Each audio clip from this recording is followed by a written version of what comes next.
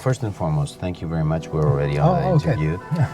Thank you very much for having this interview at the Zeta 600. And this is a podcast called The Genius Inside, which is basically sharing pockets of knowledge or nuggets of knowledge that people learn throughout their lives that can help others become better at something. The idea and what we're doing is that we keep on adding custody solutions, because behind a custody solution, I can have 1,000 customers. Mm-hmm. So once I support that custody solution, any customer of that custody solution can use us. And I come from the telco background, value-added services. We're doing value-added services for custody. I've always been very curious, so I love to look at technology and understand what it can do.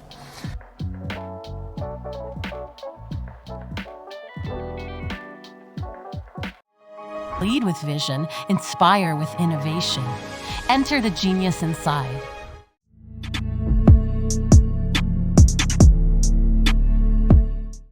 How did Colossus come about?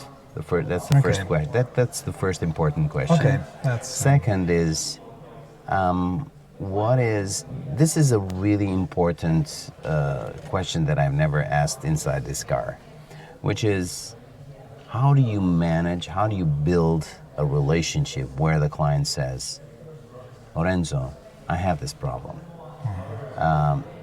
You may not have the solution, but I want to share it with you. And that's human trust. It's not blockchain trust, it's human trust, which is as or more important than technical trust. Okay. And we're living in a world where this is getting meager. So these are my first questions to start with. Okay. Is that good? Absolutely. I actually want to start from the second question. Okay. Because I think the second question is very relevant. So when a customer or prospect or somebody that you're dealing with gives you a mission statement, which is, I have this problem, it's one of the best things that can happen to you, because now all of a sudden you know exactly what you need to solve, which is a luxury. It doesn't always happen. Usually, I'm in business development, you go there thinking that you know what the customer wants, but not always is that true. So that's the first point, and thank you very much, because it's a very interesting point. So how did Colossus came about? So Colossus came about because I met my at the time 2 co-founders, and we basically had there was a friendship between us. All of us were coming from different industries. One of my co-founders comes from a traditional finance background. One comes from an IT background. I have always been doing business development in tech, and so I actually sold a company in 2008. I started angel investing in 2010, and so I've always been very curious. So I love to look at technology and understand what it can do. So having said that, we basically came together, and I was pretty much deep into investing in a lot of crypto projects. And so we had an incubator in Italy. We were looking at all these crypto projects coming through, and so all of a sudden we kind of had a vision. We said, we need to enter this space, and we entered the space on a very simple assumption. So there is something called staking on the blockchain. And staking is the way in which you secure the network and you validate transactions. So proof of work is how you mine, proof of stake is how you validate transactions. As a validator, you manage machines, virtual machines, and they generate yield for your customers. Now, we wanted to do this in the institutional space, and so we started talking to asset managers, and the first asset manager that we closed a deal with is an asset manager that's still active today, called Market Neutral Staking Fund. And as the name said, they wanted to do market neutral staking. So that means you take a token, you stake the token, and that same token can be used, because we're talking about delegated proof of stake, where physically, if you can say the word physically, on the blockchain, the tokens do not move from where they are. They're just delegated, but the tokens are still in your custody. You can find a prime broker that's going to give you, or that can use those assets as collateral for a hedging position. So now what you have staking reward plus and minus funding rate. And so that basically is an alternative to fixed income, but with blockchain exposure. So that's how we started. So we set up the validator nodes and we looked for a custodian that could support the 6 assets that we wanted to support at the time. We're talking about 3 years ago. And was it it none. digital or non-digital? Oh, no, only digital. Okay. Only digital. So basically, we realized that there is a big gap in the market, which is what these custody solutions allow you to do, and from the native UI, therefore, what you can then expose to your counterparties and what you want to do. And so, as you know, many startups, as the stories goes, is that we developed a product for ourselves to serve that customer, and then we realized this is actually a product because nobody else has it. So today, we are no longer focused on validation, nor are we focused on custody, although we own custody platform and we are a regulated player in Italy. Great. But we concentrate on this interstitial space that is between custody and validators. This is how Colossus 1.1 was built, was born. Okay.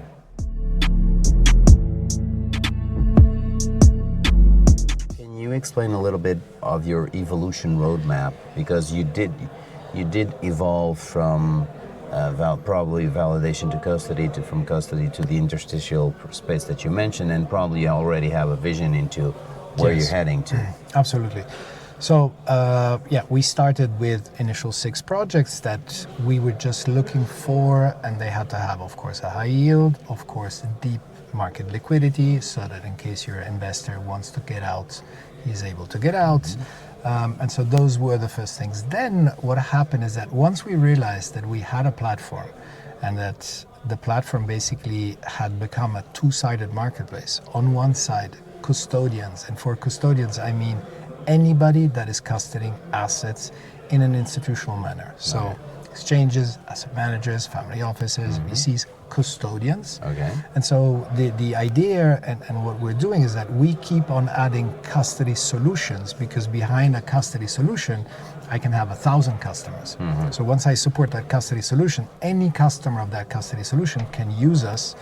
And I come from the telco background, value-added services. We're doing value-added services for custody. So whereas in the beginning it was us choosing the projects, what the evolution ended up being is we're being driven by our customers. So customers on one side saying, I need to delegate this assets out of Fireblocks Ledger Enterprise, can you support it?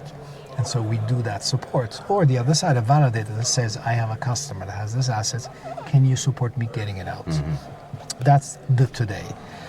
What I see and what I think for tomorrow is that as the appetite of the institutions becomes more, more as it just evolves, we're being asked to do a number of other things. I want to interact with DeFi. Can I mint such and such a token, such and such a stable coin, or for example, Bitcoin staking, which did not exist up to recently. Now I have a Bitcoin. There's a number of projects. You can like them or not like them. There's different technologies, but those interactions, which are very complicated from custody because you're using Taproot wallets, to tweak Taproot wallets, signing algorithm that some custody solutions do not yet support. That is an enormous, gigantic opportunity, because if you look at the crypto industry, let's say 3 trillion, 1.5 is Bitcoin anyway. And that's an asset where the staking is 0.1. Ethereum, which is the runner-up, is like 24 or 20, maybe it's now more. And then everything else goes up to like 50%. So the growth that you can have in that is gigantic. And so those are the opportunities that we're going after. So the big ones, and enabling more and more things. Of course, we need to do it in a way that makes those institutions feel safe. And so I'll just give you our 3 safety pillars.